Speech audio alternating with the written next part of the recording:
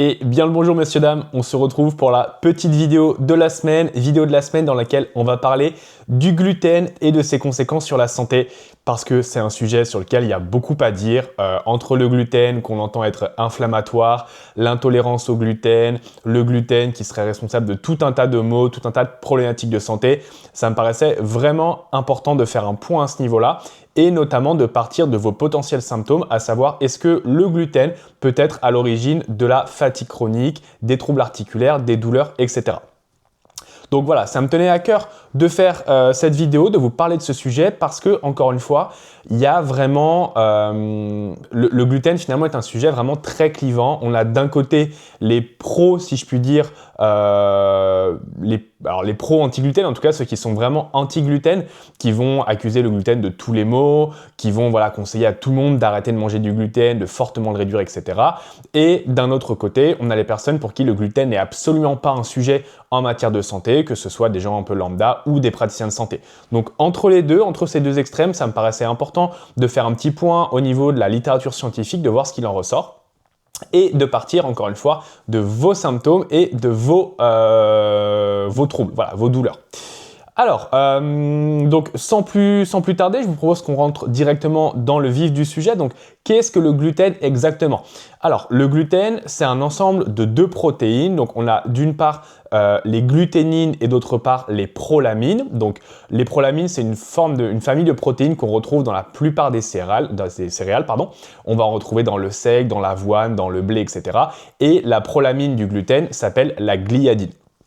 Il faut savoir que les protéines qu'on retrouve dans le gluten, donc notamment les gluténines et la gliadine, contribuent en fait à donner au gluten des caractéristiques qui sont vraiment très intéressantes d'un point de vue de l'industrie agroalimentaire et d'un point de vue chimique et qui contribuent, en tout cas qui expliquent notamment le fait qu'on utilise autant la farine de blé dans les préparations de boulangerie, dans les préparations de biscuits, de gâteaux, etc. parce que la structure, encore une fois, du gluten va permettre vraiment de faire lever la pâte. Et ça, c'est quelque chose qui est assez bien étudié au niveau chimique. C'est vraiment l'alliage entre les protéines du gluten, l'eau et le CO2 qui est issu des levures et du processus de fermentation qui permet vraiment d'avoir ce côté de lever la pâte, notamment grâce au pétrissage. Voilà, donc ça me paraît important quand même de le savoir, de voir un petit peu ce qu'est le gluten au niveau d'un point de vue chimique. Et ce qu'il faut également savoir, et ça va avoir vraiment un impact important en matière de santé par rapport à vos symptômes, c'est que le gluten, donc notamment les gluténines et la gliadine, donc les protéines du gluten, sont des protéines qui sont très riches en deux acides aminés particuliers qu'on appelle d'une part la proline et d'autre part la glutamine. Et il faut savoir que, encore une fois, la structure protéique du gluten le rend assez dur à digérer, notamment pour ce qui est de la gliadine. Et aujourd'hui, on sait notamment que la digestion du gluten est rendue incomplète chez pas mal de gens, chez pas mal d'humains, et ça entraîne la formation de ce qu'on appelle des peptides, donc des petits morceaux en quelque sorte de protéines qui n'ont pas complètement été digérés et qui arrivent au niveau de l'intestin grêle, avec une forme de digestion qui est incomplète. Et aujourd'hui, ça s'est assez bien documenté au niveau de la littérature scientifique. On retrouve notamment des peptides. Donc je me les suis noté, il y a le peptide 33-MER qui est assez connu et qui pose potentiellement pas mal de problématiques en matière de santé. Mais on en retrouve également d'autres, le 26-MER, le P31-43. Voilà. Donc pour vous expliquer que c'est un fait, c'est factuel, le gluten est une structure protéique qui est complexe à digérer pour tous les êtres humains. Ça, c'est vraiment le point de départ qui est important à comprendre et on va voir que ça peut avoir des potentielles implications après en matière de santé. Voilà, donc ce que je voulais dire tout de suite, c'est pour casser un petit peu un mythe, pour casser une idée reçue, c'est que malgré le fait que le gluten soit effectivement un ensemble de protéines qui est complexe à digérer pour les êtres humains, aujourd'hui, il n'y a aucune preuve scientifique qui permette d'affirmer que chez tous les êtres humains, le gluten génère une réponse inflammatoire et immunitaire. Donc ça, on le sait assez bien. En tout cas, il n'y a pas de preuves qui permettent d'affirmer ça. Donc aujourd'hui, les personnes qui vont affirmer que le gluten est inflammatoire chez quiconque et quel que soit le profil de la personne, ces personnes ne se basent pas sur du concret et n'ont pas de preuves, à mon avis, suffisantes à apporter à leurs propos. Donc voilà, c'est important quand même de le savoir parce que c'est quelque chose qui est très souvent reproché au gluten de dire j'ai une alimentation anti-inflammatoire, je mange pas de gluten, machin et tout. Bon, ça ne se base pas sur grand chose et je le redis parce que c'est important, mais même si le gluten peut être compliqué, un peu plus compliqué en tout cas à digérer au niveau digestif que certaines protéines, il n'y a pas dans la majorité des cas, chez la majorité des individus, il n'y a pas de réaction inflammatoire, il n'y a pas de réaction immunitaire qui est déclenchée par l'ingestion de gluten. Par contre, il y a quelque chose qui est très très important, c'est de ne pas oublier que là, on parle de la population générale, la majorité des gens, mais qu'il y a également des sous-groupes d'individus qui sont concernés par contre par des problématiques bien spécifiques au gluten. Donc le premier sous-groupe qui est très très important à mentionner, c'est les personnes qui sont victimes de la maladie cœliaque, qu'on appelait pendant un temps l'intolérance au gluten, mais aujourd'hui on parle vraiment de maladie cœliaque et il faut savoir que cette maladie cœliaque est une maladie très semblable à une maladie auto-immune. Même si finalement c'est la seule des pathologies auto-immunes qui est responsable, en tout cas qui est causée directement par l'ingestion d'un aliment, donc ça en fait une maladie auto-immune un peu particulière, mais c'est une maladie auto-immune qu'on retrouverait chez 1 à 2% de la population. Donc c'est pas non plus anodin, c'est pas non plus des cas vraiment isolés, c'est une prévalence qui est quand même assez élevée. Et pour le coup, dans le cas de la maladie cœliaque, l'ingestion de gluten, oui, effectivement, va générer une réponse immunitaire très forte, une réponse inflammatoire très forte au niveau de la muqueuse intestinale.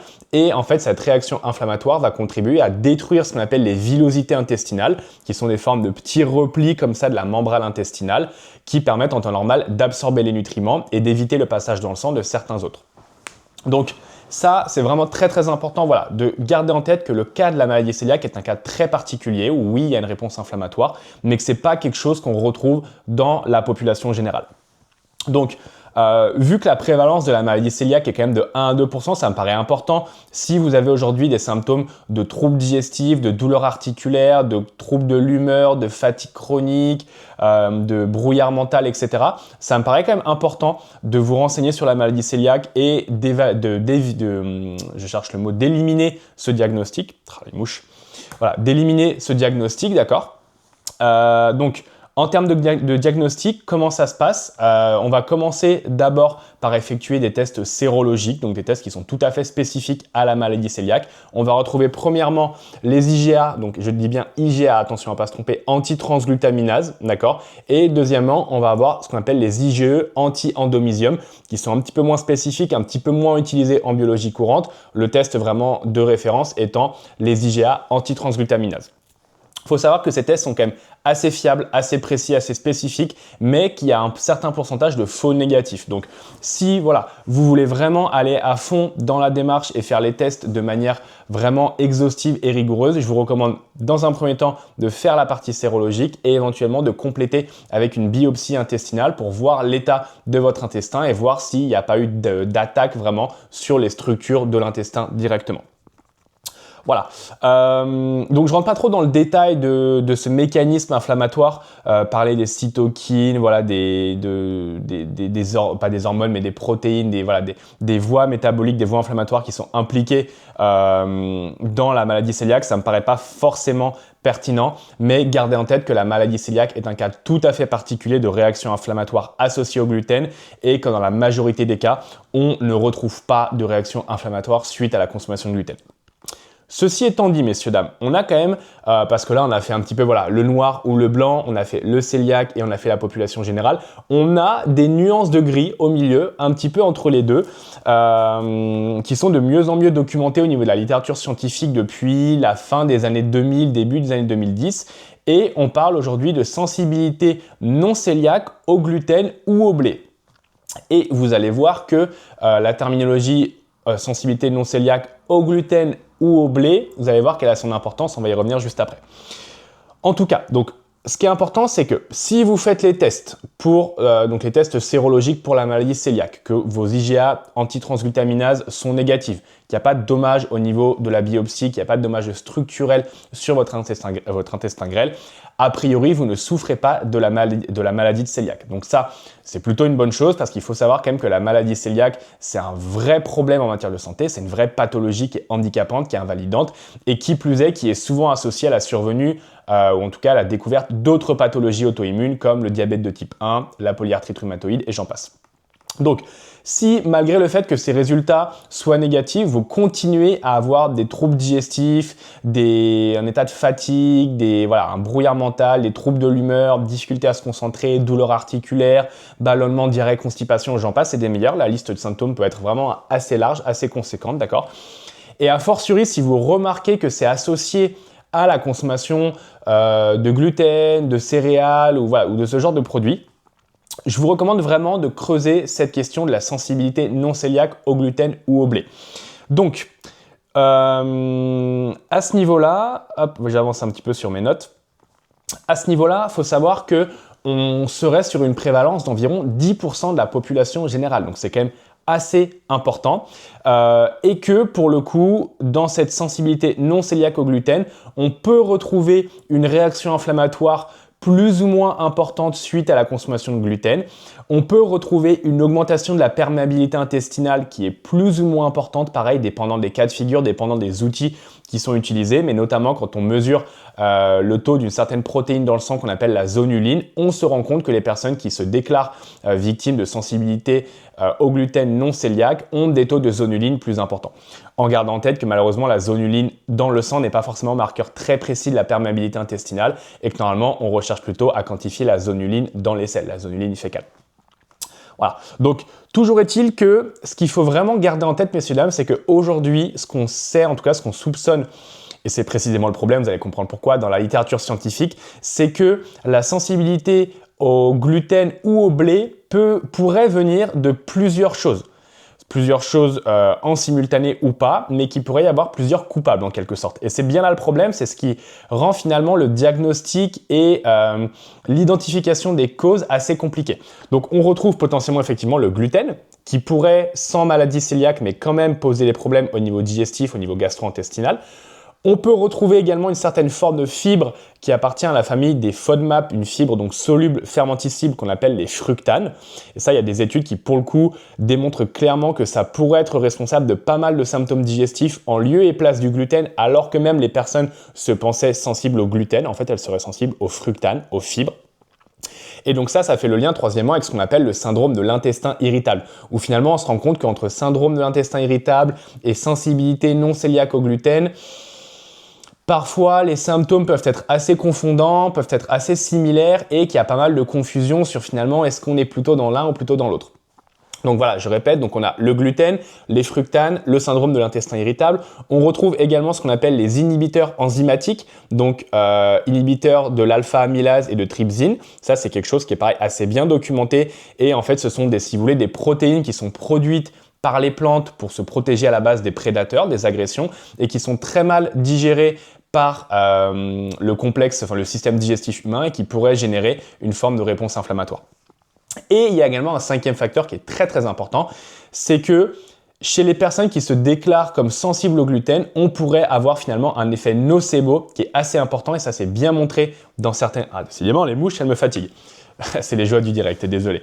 Donc voilà, que l'effet nocebo finalement pourrait être assez important chez les personnes qui se déclarent sensibles au gluten, dans le sens où comme ces personnes sont convaincues pour tout un tas de raisons, notamment des raisons médiatiques, des raisons, le fait qu'aujourd'hui le gluten est accusé de tous les maux, puisque ces personnes en amont sont convaincues du fait que le gluten est mauvais pour leur santé, quand elles pensent en consommer ou qu'elles en consomment, en fait, l'effet nocebo contribuerait à déclencher certains symptômes alors qu'il n'y a pas forcément de soucis physiologiques au niveau de la consommation de gluten. Et ça, encore une fois, finalement, c'est assez bien montré dans les études. Il y a même une étude italienne qui a été publiée en 2017 et je vous mettrai le lien de toutes les études que je mentionne dans la description, d'accord? Donc il y a une étude italienne de 2017 qui montre que sur 1300 patients qui avaient été regroupés dans une méta-analyse dans plusieurs études, il y a quasiment 40% des patients qui en fait auraient des douleurs, des symptômes en lien avec l'effet nocebo du gluten. Donc c'est vraiment quand même très très important, 40% c'est pas rien du tout. Donc faut pas oublier également tous les facteurs psychologiques liés à la consommation de gluten. Donc vous voyez qu'en fait la question de la sensibilité non cœliaque au gluten, on va plutôt parler finalement de sensibilité non cœliaque au blé pour vraiment être sur quelque chose de plus large et englober tous les aspects relatifs à la consommation de blé qui font de la question quelque chose de multifactoriel. Entre les fibres, les inhibiteurs enzymatiques, les protéines, etc., on a quelque chose qui peut être assez multifactoriel, sans parler de la teneur en pesticides aujourd'hui de beaucoup de céréales qui peuvent contribuer à augmenter certains symptômes digestifs et à engendrer des dommages au niveau du système digestif. Et on a également la question du microbiote intestinal qui est assez... Décidément, ces mouches, je m'en sors pas, m'énerve. Ah là là. Et donc on aurait également la question voilà, donc, du microbiote intestinal qui pourrait être associé à une plus ou moins bonne digestion des protéines de gluten et des fibres également associées à la consommation de blé. Donc peut-être qu'à ce stade de la vidéo, vous vous dites bon, il est bien beau, enfin c'est bien beau tout ça, machin, il est bien gentil celui-là, mais qu'est-ce qu'on fait concrètement si on pense être victime soit de maladie cœliaque, soit d'intolérance au gluten, soit de sensibilité pardon au gluten. Alors on va procéder en 3 étapes et ça se base sur ce qu'on appelle les critères de Salerno. Donc c'est un consortium vraiment scientifique qui est paru en 2015 et qui a permis vraiment d'établir une démarche tout à fait précise pour savoir si on souffre ou non d'intolérance au gluten ou en tout cas de sensibilité plus précisément au gluten. Donc premièrement, première étape, on va chercher à éliminer les causes principales que sont la maladie cœliaque et l'allergie au blé. Vraiment les causes les plus importantes, les plus problématiques avec les tests biologiques dont je vous ai parlé précédemment. Deuxièmement, on va chercher à retirer le gluten de l'alimentation pendant un minima 6 semaines en faisant attention à être bien rigoureux sur le retrait du gluten. Donc voilà, vraiment rien consommer à base de gluten, être strict et bien rigoureux sur ça et évaluer chaque semaine comment évoluent les symptômes. Et les critères de Salerno, ce qu'ils nous disent, c'est que on est considéré comme sensible au gluten quand nos symptômes se sont réduits d'un minima 30% suite à l'arrêt de la consommation de gluten. Donc ça, c'est la deuxième étape, donc vraiment une éviction du gluten. Et troisièmement, on va chercher au contraire à rajouter du gluten pour voir comment le corps réagit suite à l'éviction de gluten et du coup suite à sa réintroduction. Et pareil, si les symptômes réapparaissent à hauteur d'au moins 30%, alors on est considéré comme étant plutôt sensible au gluten. Donc voilà, finalement, c'est des critères assez précis qui traduisent quelque chose de plutôt logique, de plutôt, voilà, qui fait preuve plutôt de bon sens. C'est quelque chose qu'on retrouve en pratique courante, qu'on retrouve de la part de, enfin en tout cas, qui sont conseillés par pas mal de diététiciens, de nutritionnistes, etc. C'est-à-dire, on retire, on voit comment ça se passe, et éventuellement on songe à réintroduire, on voit comment ça se passe. Donc, c'est quelque chose que je vous recommande si aujourd'hui vous souffrez de troubles digestifs chroniques, diffus, voilà, permanents, résistants, qu'à côté de ça, vous avez d'autres symptômes potentiellement extra-digestifs, de fatigue, de brouillard mental, de troubles de la concentration, de douleurs articulaires, etc.